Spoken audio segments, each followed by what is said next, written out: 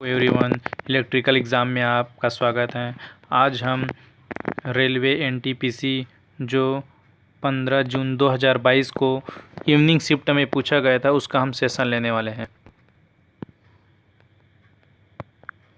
देखिए, आज का फर्स्ट क्वेश्चन है कि यदि x into x plus y plus z is equal to 30 और y into x plus y plus z is equal to 64, z into y plus z is x plus y plus z is equal to 50 है, तो 2 into x plus y plus z का मान ज्ञात करना है। देखिए, इसमें हम देखते हैं कि सभी में x plus y plus z, x plus y plus z, x plus y plus z और जो जिसका मान भी ज्ञात करना है वो भी x plus y plus Z.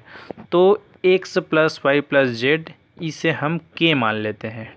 Okay, तो के मान लेते हैं, तो x into k is equal to 30 जिस प्रकार से लिख देते हैं। Y into k is equal to 64 ये है। Z into k is equal to 50 ये है। ठीक है, तो क्योंकि हम x plus y plus z is equal to k माने हैं इस वजह से लिखे हैं। ठीक है, तो हम 2 इंटू के इसका मान हमें फाइंड करना है, तो 2 इंटू के इसका मान हमें फाइंड करना है, ये हमारा मेन है। ठीक है, मेन मकसद यही है। तो हमारा तो ये सभी इसमें लिख चुके हैं। तो देखो, यहाँ पर हम देखते हैं कि ये तो सभी दिया हुआ है। ठीक है ना, ये सभी जो है हमारा दिया हुआ है एक्स, ठीक है ना, एक्स इंटू के, वाई इंटू के और जेड इंटू के, ये हमारा दिया है। ये सभी का समेसन करेंगे तो के कॉमन निकल जाएगा। X plus y plus z is equal to 144, तो ये हमारा के का मान है, तो के into k is equal to 144। तो हमारा के इज इक्वल टू 12 आ जाता है। तो 2 के हमें निकालना था, तो 2 के means 2 into 12, 2 into 12 is equal to 24। Next इस क्या है, देखिए, 10,000 रुपये की धनराशि को 2 भागों में विभाजित करके चक्रवृद्धि ब्याज पर निवेशित किया गया है। पहले भाग को 10% वार्षिक दर पर और दूसरे भाग को 20% वार्षिक दर पर निवेशित किया जाए, जहां ब्याज की गणना वार्षिक चक्रवृद्धि आधार पर की जाती है। यदि 2 वर्ष बाद परिपक्वता पर प्राप्त कुल धनराशि 12,928 रुपये थी, तो 10% वार्षिक चक्रवृद्धि ब्याज की दर पर निवेशित धनराशि ज्ञात कीजिए। देखिए, इसमें क्या बोला है कि 10,000 रुपये ये हमारा धनराशि है। ओके, ये 10,000 हमारा धनराशि है, ये 10,000 हमारा सबसे शुरू का है। ठीक है, तो इसका जो है चक्रवृद्धि ब्याज पर निवेशित किया गया है। ठीक है, तो 10% पहले भाग को 10% पर दे रहे हैं और दूसरे भाग को 20% वार्षिक ब्याज पर दे रहे हैं। लेकिन ये जो दोनों है चक्रवृद्धि ब्याज पर 2 वर्ष के लिए दिए जा रहे हैं, तो हमारा जो है 10% का चक्रवृद्धि ब्याज की दर पर 2 वर्ष के लिए इसका परसेंटेज कितना हो जाता है, 121 इतना परसेंट हो जाता है। और 20% के लिए हमारा जो होता है 2 वर्ष की दर पर हमारा कितना परसेंट, 2 वर्ष पर हमारा कितना परसेंट दर हो जाता है, 144% हो जाता है। ठीक है, तो हमारा क्या है कि फर्स्ट धनराशि हम मान लेते हैं, जो मूलधन है इसका एक सा मान लेते हैं। ठीक है, नहीं, एक सा हमारा क्या है, ये 10, ये हमारा जो है 10% पर, ये हमारा 10% की दर पर 2 वर्ष, 10% में 2 वर्ष के दर में हमारा जो होता है 121 हो जाता है। इसी का ही हमारा जो होता है मूलधन एक सा मान लेते हैं। ठीक है, तो ये तो हमारा फर्स्ट में दिया ही हुआ है, तो हमारा जो होता है 20% के केस में हमारा जो है 144, ये इसको हम 10,000 माइनस एक से मान लेते हैं। ठीक है, फर्स्ट स्टार्टिंग का दिया हुआ था, ये हमारा जो है स्टार्टिंग फर्स्ट का ही है। ठीक है, तो हम ये दोनों जो हैं ये दोनों मिलके हमारा कितना बनता है 12,928 हमारा कुल धनराशि प्राप्त होता है। ठीक है, ये हमारा कुल धनराशि प्राप्त होता है। ये दोनों होने के बाद तो 10% वार्षिक चक्रवृद्धि ब्याज की दर पर निवेशित धनराशि ज्ञात करना है। ठीक है, ये हमारा जो है 10% के दर में हमारा x का मान ज्ञात करना है, फाइनल यही बोला गया है। ठीक है, तो इस प्रकार से हम निकाल लेते हैं। यहाँ पर ये हमारा जो है 121 का 121/100 तो 1.21 इंटू एक्स। ठीक है, और उसी प्रकार से ये है, फिर यहाँ पर 144/100 का 1.44 इज इक्वल टू 12,928। ये हमारा इस प्रकार से हमारा फाइनल लास्ट में देखेंगे तो x का मान हमारा कितना आता है 6,400 हमारा आंसर आ जाता है। अब इसमें चक्रवृद्धि ब्याज है, चक्रवृद्धि ब्याज के केस में हमारा देख सकते हैं नीचे में कि 2% है। अगर 2 वर्ष के केस में देखा जाए तो 4.04% होता है। वैसे ही 3% है, 4% है, इसका सबका पूरा दिया हुआ है। इसका नेक्स्ट में क्या है कि सेब के रस और संतरे के रस वाले एक मिश्रण में 20% सेब का रस, दोनों रसों वाले एक अन्य मिश्रण में 30% संतरे का रस था। दोनों मिश्रणों को एक निश्चित अनुपात में मिलाया गया, जिसकी वजह से निर्मित नए मिश्रण में सेब के रस और संतरे के रस का अनुपात 4:3 हो गया। अंतिम मिश्रण में पहले मिश्रण और दूसरे मिश्रण का क्रमानुपात ज्ञात करना। जिस प्रकार से देख सकते हैं हम कि ये जो हमारा 20% सेब का रस था, तो 20% हमारा सेब का रस है। ठीक है, 20/100 हमारा कितना होता है 1/5 हो जाता है। ठीक है, दोनों रसों वाले एक अन्य मिश्रण में 30% हमारा संतरे का रस, देखो 30% संतरे का रस तो हमारा 70% हमारा सेब का रस है। हम कोई भी एक को ही लेकर चलेंगे ना, तो 70/100। ठीक है, तो 7/10। उसके बाद फिर दोनों मिश्रणों को एक निश्चित अनुपात में मिलाया गया, जिसकी वजह से निर्मित नए मिश्रण में सेब के रस और संतरे के रस का अनुपात 4:3 हो जाता है। ठीक है, तो 4 जो है सेब का अनुपात है। ठीक है, तो 4/7 हमारा सेब का रेशियो हो जाता है। ठीक है, और संतरे का कितना होगा 3/7 होता है। तो हम सेब का ही रेशियो लेकर चलेंगे। सो इस प्रकार से हम देख सकते हैं कि ये दोनों को माइनस करेंगे तो हमारा 9/70 होता है, और ये दोनों को हम माइनस करेंगे तो हमारा 3/35 होता है। ठीक है, तो हम हर को क्या है बराबर करना चाहेंगे, तो बराबर करने के लिए मल्टीप्लाई करेंगे 70, इसमें भी 70 का मल्टीप्लाई करेंगे तो हमारा फाइनल रेशियो हमारा 9:26।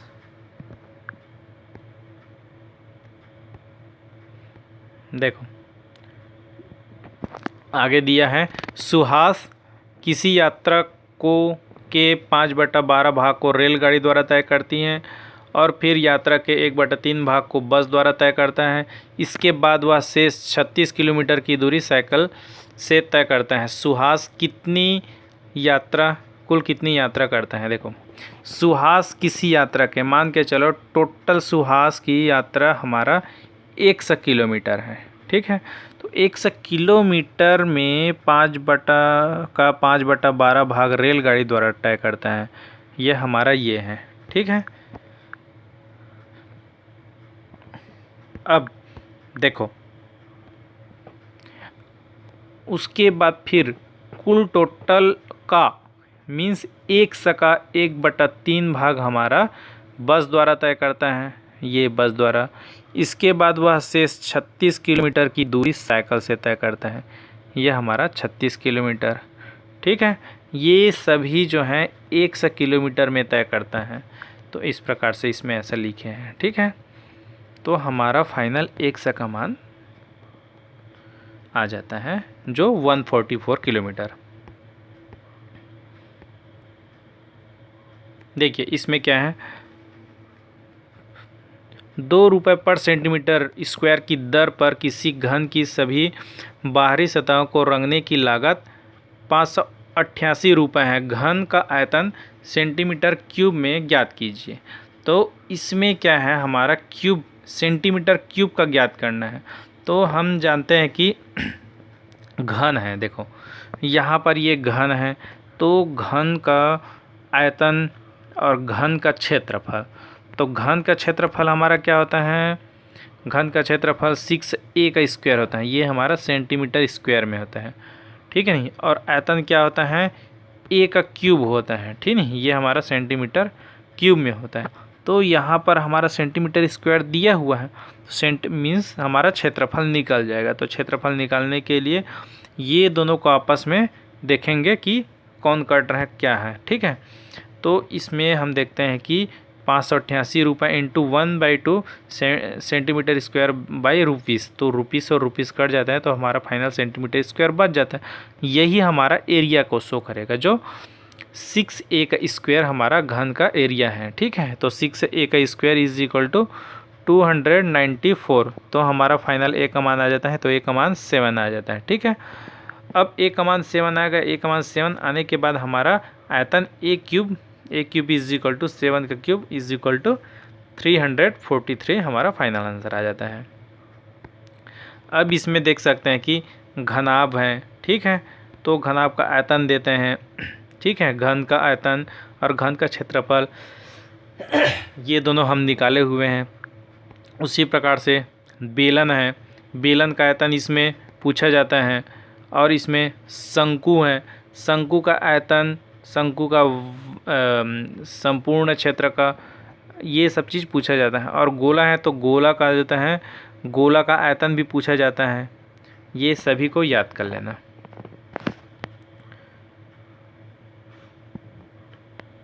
अब इसमें हम देखते हैं कि नेक्स्ट क्वेश्चन क्या बोलते हैं कि एक चुनाव में वोट डालने के लिए अधिकृत लोगों में से 90% लोगों ने अपने वोट डाले। डाले गए वोटों में से 80% वोट वैध थे। विजेता को वैध वोटों में से 60% वोट प्राप्त हुए। यदि विजेता को 64,800 वोट प्राप्त हुए तो वोट डालने के लिए अधिकृत लोगों की संख्या कितनी थी। देखो इसमें क्या है हमारा, देखते हैं कि एक चुनाव में वोट डालने के लिए अधिकृत लोगों में, देखो सबसे पहले तो लास्ट तक बोला क्या है, वोट डालने के लिए अधिकृत लोगों की संख्या कितनी थी। मान के चलो अधिकृत लोगों की संख्या 100% है, ठीक नहीं, तो 100% कितनी थी यही बोल रहा है। तो यहाँ पर अधिकृत लोगों में भी यहाँ दिया है कि अधिकृत लोगों में से 90% लोगों ने वोट डाले, मीन्स 100% में 90% लोगों ने वोट डाले, ठीक है नहीं, तो इंटू 90/100, ठीक है। डाले गए वोटों में से, देखो इतना लोग डाले गए हैं वोट है, तो डाले गए वोटों में से 80% लोग वैध थे। तो डाले गए वोट कितना है, इतना है, तो इसका 80% वोट वैध थे, इतना वोट वैध हुआ। अब विजेता को वैध वोटों में से 60% वैध प्राप्त हुए, ठीक नहीं, तो इतना वैध वोट है, तो वैध वोटों में से 60% वोट प्राप्त हुए। देखो अब इतना वोट प्राप्त हुए। अब यदि विजेता को 64,800 वोट प्राप्त हुआ तो इतना परसेंट हुआ है, इसका मतलब 64,800 वोट प्राप्त हुआ है, इस इक्वल टू ये है, ठीक है। तो वोट डालने के लिए अधिकृत लोगों की संख्या मीन्स 100% कितनी है, तो 100% कितनी है ये हम निकाल लेंगे इसी के थ्रू। ओके, सो हम निकालेंगे 64,800 into 100 into 100 into 100 by 90 into 80 into 60। सो हमारा फाइनल आंसर कितना आ जाता है, 1,50,000 आंसर। देखिए इसमें देखते हैं कि एक रेलगाड़ी एक समान चाल से एक निश्चित दूरी तय करती है। यदि रेलगाड़ी की चाल 12 किलोमीटर प्रति घंटा अधिक होती तो उसे निर्धारित समय से 8 घंटे कम समय लगता है। यदि रेलगाड़ी की चाल 12 किलोमीटर पर घंटा कम होती तो रेलगाड़ी को निर्धारित समय से 12 घंटे अधिक समय लगता है। यात्रा की लंबाई किलोमीटर में ज्ञात कीजिए। देखो रेलगाड़ी में एक फार्मूला इसमें होता है कि चाल बराबर दूरी बटा समय। इसमें क्या बोला है कि यात्रा की लंबाई बोला है, तो यात्रा की लंबाई मीन्स दूरी, दूरी बराबर चाल गुणित समय। तो यहाँ पर ये जो समय है ये एक 8 घंटे कम समय लगता है और 12 घंटे अधिक समय लगता है। ये तो समय दिए हैं मान के लो, लेकिन जो चाल है चाल में ये 12 किलोमीटर पर घंटा अधिक होती है और ये 12 किलोमीटर पर घंटा कम होती है।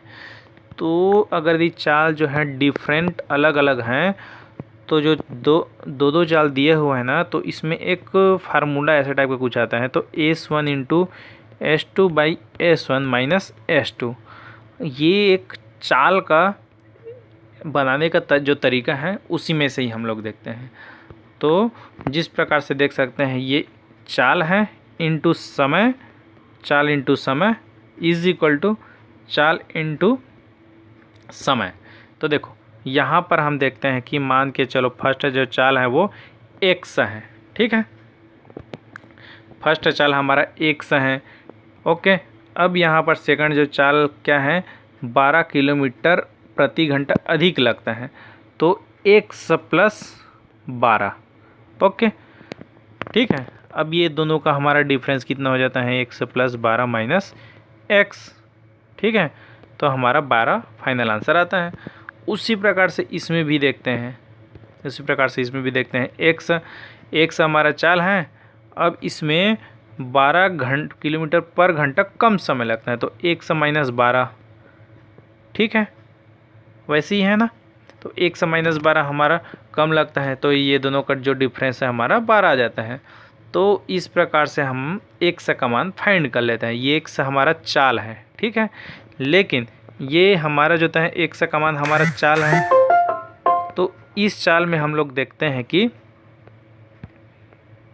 ये x जो है हमारा क्या है, नॉर्मल एक का है, ठीक है। तो ये हमारा ये जो कंप्लीट है ये हमारा जो कंप्लीट है ये टोटल किलोमीटर को शो करता है, यात्रा की लंबाई को शो करता है। ये यात्रा की लंबाई हमारा कितना है x इंटू x प्लस 12, ठीक है, बटा 12 इंटू 8, ठीक है। तो हम x का मान यहाँ से निकाल लेंगे। x का मान निकालने के बाद हमारा जो फाइनल आंसर ये हो जाता है, ठीक है, हमारा फाइनल आंसर 2880 हमारा फाइनल लंबाई हो जाता है। नेक्स्ट देखते हैं हम, यदि sine square beta minus sine 30 is equal to 0 और बीटा जो है न्यून कोण है, तो बीटा का मान ज्ञात करना है। हम देखते हैं कि साइन 30 का मान क्या होता है।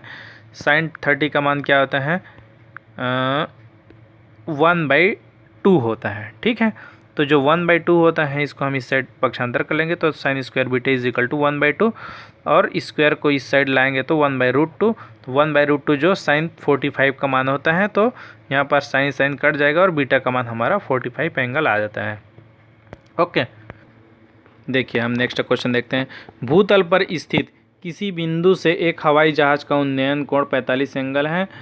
क्षैतिज रूप से 12 सेकंड की उड़ान के बाद उन्नयन कोण बदलकर 30 एंगल हो जाता है। यदि हवाई जहाज 2400 मीटर की ऊंचाई पर उड़ रहा तो हवाई जहाज की चाल किलोमीटर पर आवर में ज्ञात करना है। देखिए इसमें बोला क्या है बता रहा हूँ। भूतल पर स्थित किसी बिंदु से, मान के चलो ये एक बिंदु है, इस बिंदु से हवाई जहाज का उन्नयन कोण 45 एंगल। यदि उन्नयन कोण बोले तो ये नीचे वाला थीटा एंगल शो करता है। यदि अवनमन कोण बोले तो हमारा एक यहाँ पर ऐसा बनता है, ये ऊपर जो एंगल बनता है उसको शो करता है। तो यहाँ पर उन्नयन कोण बोले हैं। उन्नयन कोण बोले हैं तो इस पॉइंट पर है और यहाँ से यहाँ तक ये हमारा हवाई जहाज़ है।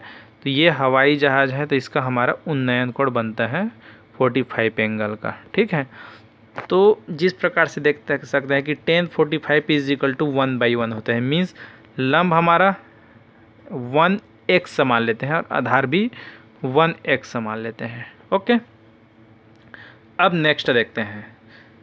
क्षैतिज रूप से 12 सेकंड की उड़ान के बाद, क्षैतिज रूप इस साइड आगे बढ़ रहा है, क्षैतिज रूप से 12 सेकंड की उड़ान के बाद उन्नयन कोण बदल कर 30 डिग्री हो जाता है। देखिए, अब हवाई जहाज़ यहाँ पहुँच गए हैं तो यहाँ से यहाँ तक हमारा जो एंगल बनता है ये हमारा 30 डिग्री का हो जाता है। ठीक है, तो tan 30 इज इक्वल टू क्या होता है 1/√3 होता है। तो 1 मीन्स 1y और यहाँ पर √3y। ओके, अब इसमें देखते हैं यदि हवाई जहाज़ जो है 24 मीटर की ऊंचाई पर उड़ रहा है। ठीक है, 24 मीटर की ऊंचाई पर उड़ रहा है मीन्स यहाँ से यहाँ तक, यहाँ इसका मान भी 2400 है और यहाँ से यहाँ तक का भी 2400 मीटर है। तो मीन्स x मीन्स यहाँ पर क्या है x is equal to y is equal to 2400 metre, ये हो जाता है। ओके, और एक यहाँ पर भी देख सकते हैं कि √3y is equal to 1x plus a यहाँ पर लिखे हुए हैं। ठीक है, देख सकते हैं यहाँ पे। तो हमारा y का मान 2400 और इसका भी 2400 x का मान भी आ जाता है। तो a का मान हमारा फाइनल आंसर आ जाता है। तो ये हमारा a जो है एक निश्चित दूरी को शो करता है। लेकिन क्वेश्चन में क्या पूछा गया है, चाल पूछा गया है। ठीक है, तो चाल बराबर क्या होता है दूरी बटा समय। तो दूरी हमारा ये है और समय हमारा पहले से पता था एक 12 सेकंड है, जिस प्रकार से हम देख सकते हैं कि जो 12 सेकंड है। सो चाल बराबर दूरी बटा समय जो मीटर पर सेकंड में है। तो मीटर पर सेकंड में है, इसको चेंज करने के लिए हम क्या करेंगे 18/5 जो किलोमीटर पर हावर इसमें शो हो जाता है। ठीक है, सो हमारा फाइनल आंसर 720 इंटू √3 - 1 हमारा फाइनल आंसर आ जाता है। यहाँ देख सकते हैं कि क्रमशः 6 सेंटीमीटर, 8 सेंटीमीटर, 10 सेंटीमीटर त्रिज्याओं वाले सोने की 3 ठोस गोलाकार मानकों को पिघलाकर एक गोलाकार मनका बनाया जाता है। इस प्रकार निर्मित बड़े मनके की त्रिज्या सेंटीमीटर में ज्ञात करना है। देखिए, यहाँ पर एक ठोस गोलाकार बोला है, तो एक गोला का जो आयतन है, ठीक है, हमारा क्या होता है 4/3 πr³ होता है। ठीक है, लेकिन यहाँ पर एक छोटा 3 गोला है। ये छोटा 3 गोले का जो है त्रिज्या दिया हुआ है, इसको पिघलाकर एक बड़ा गोला बनाया जाता है। ठीक नहीं, तो हमारा 4/3 πr1 का क्यूब प्लस r2 का क्यूब प्लस r3 का cube is equal to 4/3 πr का क्यूब। सो हमारा ये दोनों कट जाता है। ठीक नहीं, सो आंसर फाइनल r1 का मान 6 का क्यूब है, 8 का क्यूब प्लस 10 का cube is equal to r3 का क्यूब। सो ये हमारा फाइनल r का मान आ जाता है, r इज इक्वल टू 12 हो जाता है। देखिए √3 1728 है ना, उसका रूट, उसका स्क्वायर, इसका स्क्वायर रूट या फिर √³ जो भी हो, तो जिसका जो √³ जो होता है हमारा 12 होता है। तो √³ 12 होता है, तो इसमें हम इसके ज़रिए समझ सकते हैं। यहाँ पर हम देख सकते हैं √³ का सिंपल बनाने का जो तरीका है। यहाँ पर सभी का क्यूब दिया हुआ है, ठीक है, लेकिन यहाँ पर एक का है 1 का 1 है लास्ट है, इसका देखते हैं कि 2 का क्यूब 8 है, 3 का क्यूब 27 है, वैसे सभी का दिया हुआ है। देखें 5 का इसका लास्ट 5 है, 6 का इसका लास्ट 6 है, 7 का इसका लास्ट 3 है। तो 7 का 3 और 3 का 7 ये याद रखना, और 2 का 7, 2 का 8 और 8 का 2 ये याद रखना, ठीक है, इसका लास्ट वाला। सो इसमें हम देखते हैं कि क्यूब रूट अंदर में 5 7 1 7 8 7 है, ठीक है। तो यहाँ पर इसका लास्ट 3 अंक को देखते हैं। यहाँ पर लास्ट में क्या है, 7 है, तो 7 का इसमें 3 लिख देते हैं, यहाँ पर 3 लिख दिए हैं। 3 लिखने के बाद हमारा फाइनल उस साइड का देखते हैं। तो 571 ये किसके अंडर में है, ये हमारा जो है ये दोनों के बीच में है, जो 8 का क्यूब और 9 का क्यूब ये दोनों के बीच में है। तो छोटा अंक को लिखा जाता है, मीन्स 8 को लिखा जाता है। तो 83 का क्यूब ये हमारा आ जाता है। उसी प्रकार से 12 का है, तो 12 का देखते हैं कि यहाँ पर 8 है, 8 मीन्स इसको देखते हैं, ठीक है, 2 आएगा, और यहाँ पर 1 है तो 1 का तो 1 ही रहेगा। ओके, यहाँ पर नेक्स्ट देखते हैं कि यदि y plus z is equal to 8 और y z is equal to 6, तो y माइनस जेड का स्क्वायर ये ज्ञात करना है।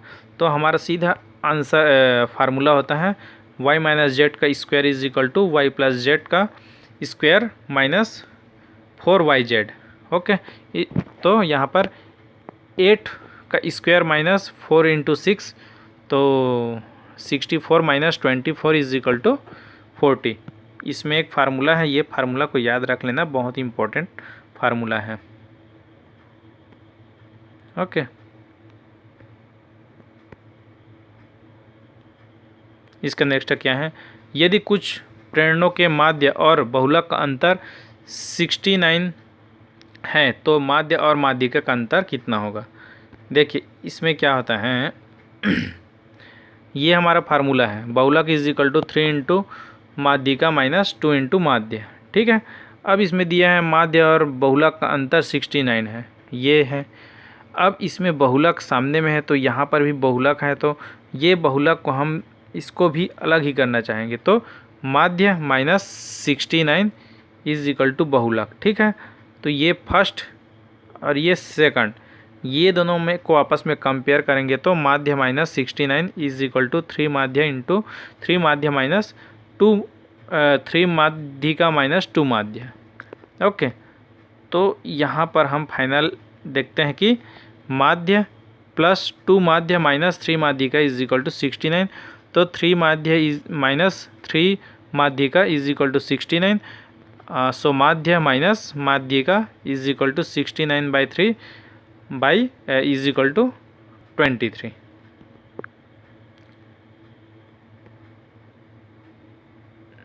देखिए इसको देखते हैं हम,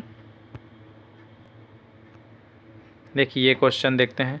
इस क्वेश्चन में क्या है कि चतुर्भुज ए बी सी डी की भुजाएं A B C C D और डी ए एक वृत्त को क्रमशः पी क्यू आर और एस पर स्पर्श करती हैं। यदि A B is equal to 60 centimetre, D S is equal to 10 centimetre और R C is equal to 3 centimetre, तो चतुर्भुज ए बी सी डी का परिमाप सेंटीमीटर में ज्ञात करना है। देखो यहाँ पर ये डायग्राम हमारे दिए हैं, ए बी सी और डी, ये एक चतुर्भुज है, इसके बीच में एक गोला है जो पी क्यू आर और एस ये स्पर्श करती हैं, ठीक नहीं। यदि ए बी का मान, अब यहाँ पर देखते हैं हम, ए बी का मान हमारा कितना है 60 है, और डी एस का मान कितना है हमारा, ये हमारा डी एस है, डी एस का मान हमारा 10 है, और आर सी का मान हमारा कितना है 3 है, ठीक है। इतना चीज़ दिया हुआ है, तो इसका परिमाप पूरा कंप्लीट बताना है। तो यहाँ पर हमारा एक ये एक जो है एल्गोरिथम, ये या फिर फार्मूला बोल सकते हो। अगर यदि ऐसा दिया हुआ है तब के कंडीशन में हमारा जो ये इसका जो जस्ट साइड स्पर्श है, ये दोनों आपस में बराबर होता है, ये और ये, ठीक है। उसी प्रकार से यहाँ पर और यहाँ पर स्पर्श जो कर रहे हैं ये दोनों आपस में बराबर होता है, ये दोनों आपस में बराबर होगा, ये दोनों आपस में बराबर होता है, ठीक है। अब देखो यहाँ पर ये दिया था और क्या दिए हैं, ये दिए हैं 16 दिए हैं, ठीक है। तो जब ये दे दिए हैं तो यहाँ भी 10 लिख सकते हैं, यहाँ 3 लिख सकते हैं। अब यहाँ पूरे का 60 है तो एक का मान हम x सा मान सकते हैं और दूसरे का मान 60 माइनस x, ठीक है। जब इसका x लिखे हैं तो इसका भी x लिख सकते हैं, यहाँ से यहाँ तक का, ठीक है। और यहाँ से यहाँ तक का 60 माइनस x। तो हम सभी का पता चल गया है, तो सभी का एक परिमाप निकाल देते हैं जो पूरा चारों, ठीक है, चारों भुजा का टोटल योग होता है। तो चारों भुजा का टोटल योग हमारा कितना है देख सकते हैं। Okay, x plus x plus 60 minus x plus 60 minus x plus 3 plus 3 plus 10, ठीक है। ये सभी इस प्रकार से x कट जाएगा और 58 हमारा आंसर आ जाएगा। इसमें हमारा कुछ फार्मूला है जो देख सकते हैं, ये फार्मूला के याद कर लेना, ठीक है। ये भी एक एल्गोरिथम का ही है पूरा, ठीक है। जिस प्रकार से CD का square is equal to BC plus AC, ये ऐसा फार्मूला है। उसी प्रकार से PB/PA is equal to PD/PC, okay, इसमें भी देख सकते हैं, ठीक है। सो इस प्रकार से हमारा कंप्लीट हो जाता है। Thank you for watching this video.